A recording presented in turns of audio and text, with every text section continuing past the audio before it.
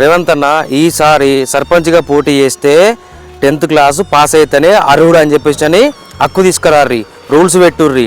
ఎందుకనంటే చదువుకున్న కొడుకులకు ఏం ఎరగ వాళ్ళకు కనీసం సర్పంచ్గా నామినేషన్ పత్రం కూడా నింపరాదు, వాళ్ళకు కనీసం పేపర్ చదవరాదు, సంతకం పెట్టరాదు.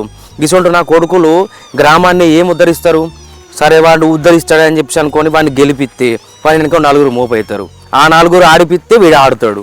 కనీసం ప్రభుత్వం నుంచి వచ్చే పథకాలను ఎవరివనికి ఇవ్వాలి, వాడు పేదోడా లేనోడా ఉన్నోడా అని చెప్పేసి వానికి తెలియదు. ఇటువంటి అంగుటి కాలను మేము ఎందుకన్నా ఎన్నుకోవడము?